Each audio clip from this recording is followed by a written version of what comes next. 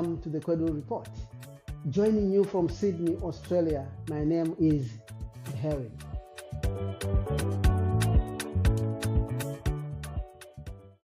A political earthquake is shaking the foundations of Canberra. A new RedBridge Hanson poll has sent shockwaves through the major political parties, showing Pauline Hanson's One Nation surging to a 31% of the primary vote, leapfrogging Labour to become the nation's most popular political party.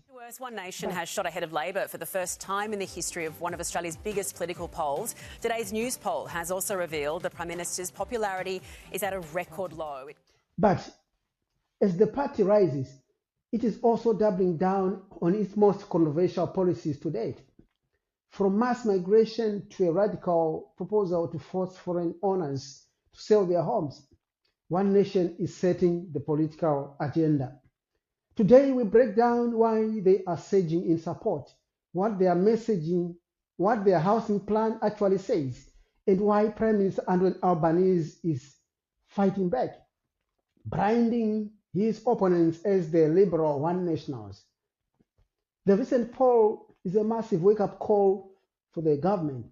While Labour sits at 28%, One Nation's 31% is particularly striking because it's capturing support from the younger generation. Now, Millennials are leading the charge with 30% backing Hanson's party, a significant departure from the traditionally left-leaning trends of that generation. Political analysts suggest this shift is driven by a profound lack of trust in the government's ability to manage the cost of living crisis and housing affordability. For voters feeling squeezed out of the housing market, One Nation's message that mass migration is the primary culprit is clearly resonating at the moment. But the path to that 31% has not been smooth for One Nation. Last week, the party attempted to unveil a flagship housing policy, but it quickly spiraled into a trainwreck of confusion.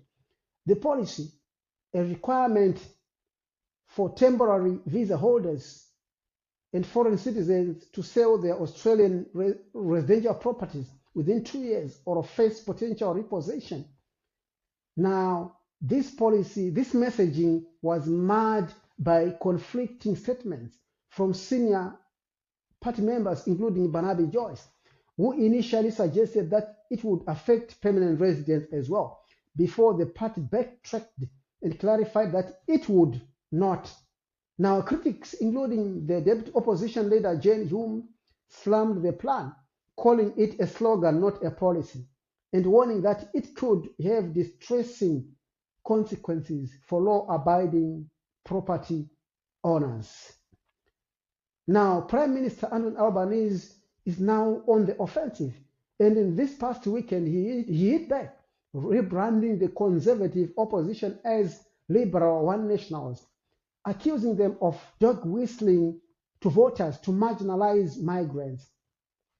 Speaking from an urgent care clinic, the Prime Minister took a firm stand on the economic importance of immigration, warning that the Australian health and aged care systems would effectively collapse without the contribution of permanent residents. Albanese further challenged the narrative that migrants are to blame for Australia's woes, arguing that permanent residents are people who have made Australia their home. For Albanese to push to restrict welfare and property rights for non-citizens isn't just bad policy. He says it's a divisive route that undermines Australian social cohesion. Now, as we head towards the next election, the divide is very clear. On one side, a surge in support for a party promising drastic cuts to migration and intervention in the housing market. On the other hand, a government doubling down on the economic necessity of a migrant workforce. But the big question is, which message will the Australian public endorse? Staying in Australia, one of Australia's most wanted men has been arrested in Greece. Now, Greek police arrested the long-sought suspect after Australian authorities offered a $200,000 reward and renewed appeals before a statute of limitations deadline. Now, this past Sunday, Australian fugitive James Damalangas was arrested in Agioi, Greece, ending a 27-year search for the man wounded over the 1999 fatal stabbing of George Giannopoulos at a Sydney nightclub. Dalamangas fled shortly after the Anzac Day stabbing in 1999, evading Australian authorities for decades while living under the pseudonym Antonios Themas on a secluded Greek farm property. Local authorities took the 55-year-old into custody at a house secured by high walls and guard dogs, while police also arrested his father and partner for allegedly harboring a criminal.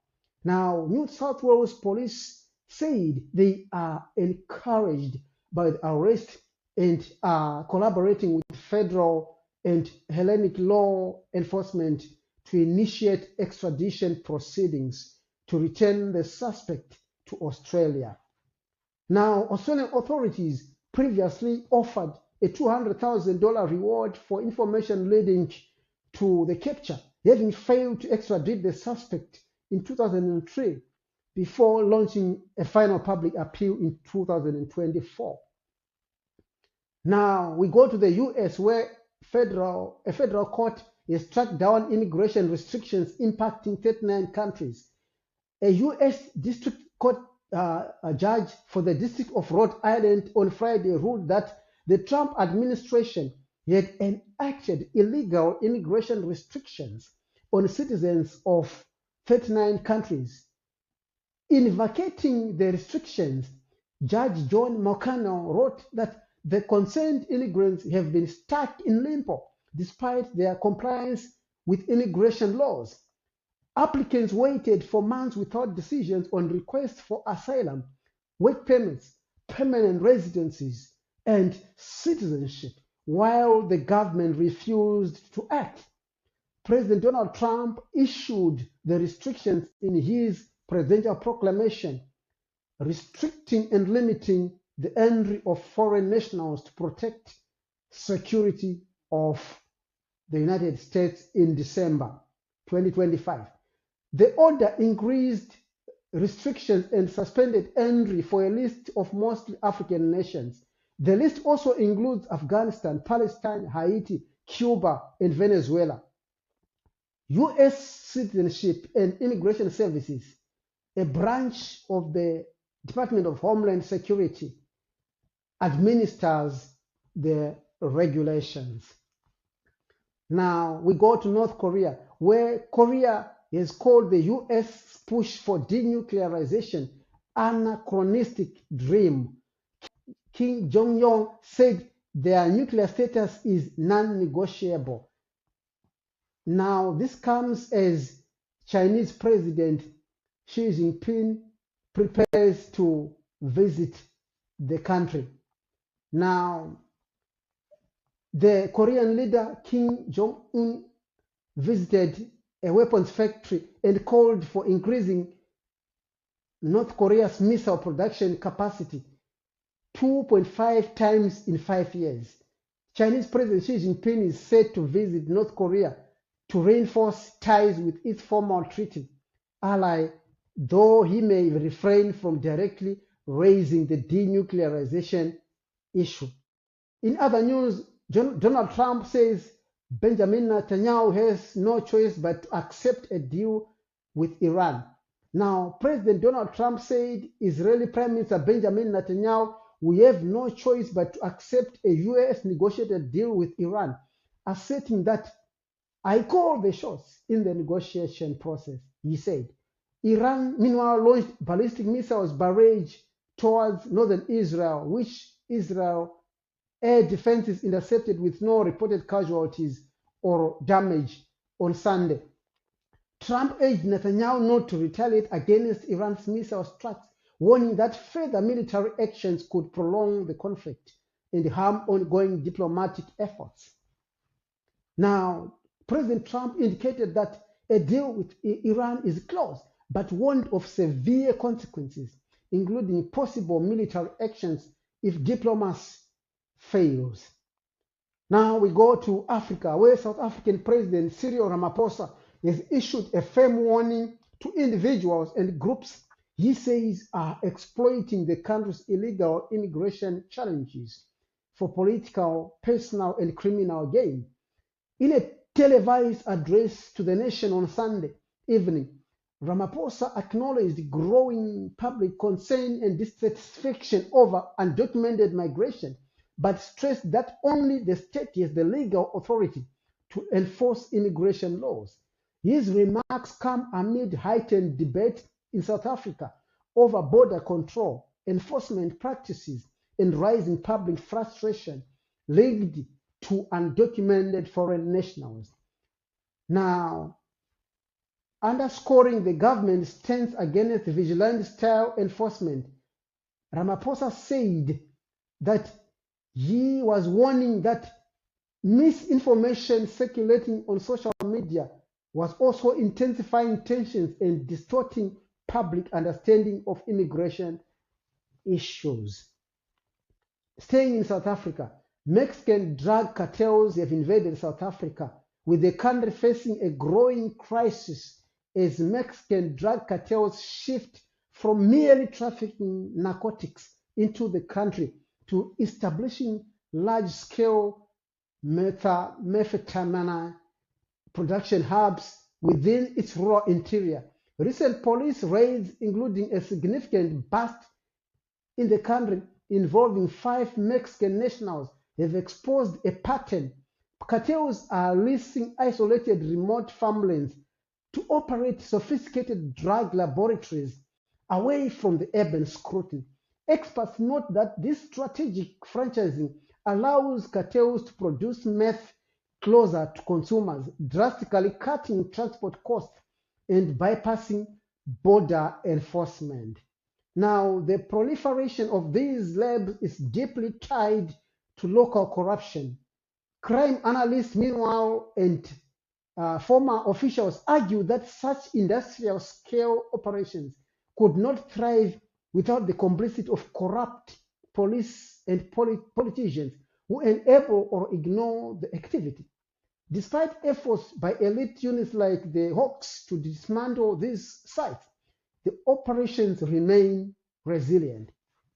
Now, as these criminal networks move their chemists directly into the South African farming communities, the challenges have evolved from simple border control to a border crisis of institutional integrity. For investigators, it has also become a frustrating game of whack-a-mole, where dismantling one lab only leads to another, springing up in a different, quiet rural province.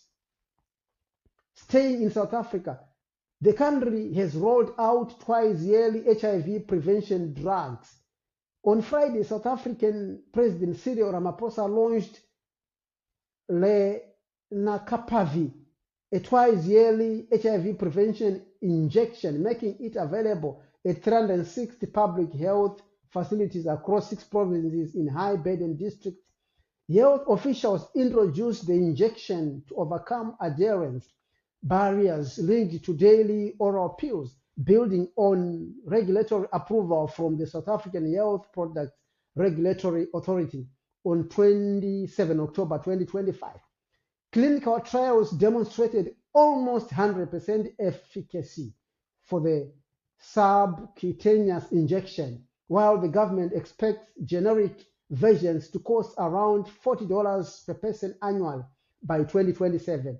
Dr. Saiki Moleki, a specialist at Wits University, warned that the US cuts have undermined prevention programs, complicating infrastructure needed for the rollout. The United Nations General Assembly prepares for its high-level meeting on AIDS from June 22, 2026 as modeling suggests that an ambitious rollout could help AIDS cases in South Africa. Now, Ebola outbreak in Central Africa could reach 20,000 cases without strong public health measures. The Center for Disease Control and Prevention published a report on Friday modeling between 10,000 and more than 20,000 Ebola cases in Central Africa, contingent on how quickly infected people isolate to slow transmission. Complicating response efforts, the Bundibugyo Ebola strain currently lacks available vaccines or specific treatments, while conflict in the Ituri province involving the Rwanda-backed M23 and the Allied Democratic Force hampers containment. CDC simulations suggest at least 20,000 cases if only about 20% of infected persons isolate by late May. Higher isolation rates of 70% could result in approximately 10,000 cases instead. Now, Dr. Krutika Kupali, an infectious disease physician at UT Southwestern Medical Center in Texas, called the projections concerning, while Jennifer Nuzo, director of Brown University's Pandemic Center, said the outbreak follows a dangerous trajectory. Now, Jason Escher, director of the CDC Center for Forecasting and Outbreak Analytics, stressed the modeling is a planning tool rather than a forecast, while experts maintain that the risk to the United States remains low. Now, the American embassy in Harare has congratulated the Zimbabwean government for Zimbabwe's recent election into the United Nations Security Council as a non-permanent member. Zimbabwe polled 182 out of 191 votes to join the United Nations Security Council's 5 permanent members. Now, America, China, Russia, UK, and France are permanent members. Please accept my congratulations on your election to the non-permanent seat on the United Nations Security Council, said U.S. Ambassador to Zimbabwe Pamela Tremont on Thursday. We look forward to working with you, Tremont said, speaking during her country's 250th independence celebration in Harare. Zimbabwe extensively campaigned for the seat, which President Emmerson Dambudzo Mnangagwa said would go a long way in reviving its tattered relations and image in the Western countries. Most still rate Zimbabwe lowly because of its heavily battered economy, controversial human rights record, corruption, and constant questionable elections.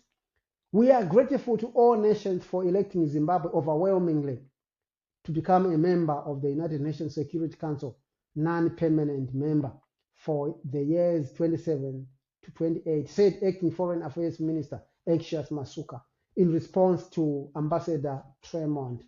In a related development, under a directive approved last week by Secretary of State Marco Rubio, the State Department in the U.S.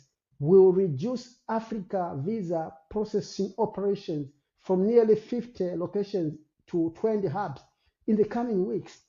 President Trump's administration initiated the change as part of a broader aim to limit immigration and restrict temporary visa overstays globally. Now, citizens from non-hub nations must travel to one of 20 designated hubs in Africa, sometimes crossing multiple borders, adding steep costs and delays to already burdensome visa rules. Non-hub consular posts will largely stop routine visa processing, focusing instead on American citizen emergencies, passport renewals, and special national interest cases. Implementation is expected in June, though no specific date is set. Critics express concerns regarding access and fairness, noting the reduction limits America's footprint across Africa. Now, in India, supporters of the Cockroach People's Party hold protest in New Delhi. Janata Cockroach Party held its first street protest in India, in New Delhi, demonstrating against government policies on education and job opportunities. The movement emerged 3 weeks ago as a parody after Chief Justice Surya Kant likened unemployed youth to cockroaches, sparking backlash and amassing more than 15 million Instagram followers. Organizers urged protesters to bring the national flag and a book symbolizing equal opportunity, while demanding the resignation of Education Minister Dharmendra Pradhan following recent exam irregularities. After police granted official permission for the gathering, CJP founder Abhijit Dipke arrived from the US to lead the demonstration on the ground. This rally tests whether the movement can translate online popularity into grassroots support, reflecting broader youth dissatisfaction with Prime Minister Narendra Modi's government and echoing similar anti-government youth movements across South Asia. That report from India brings a wrap on the Kwedu Report tonight. Thank you very much for joining us on tonight's program on the Kwedu Report, where we look at the most topical and most headline stories from around the world. Thank you once again. You can share, like, and follow our page on Facebook, on Instagram, and on X. You can also read the latest news on our website, news.helcommedia.com. Till we meet again in the next edition of the Kwedu Report. You have a good one.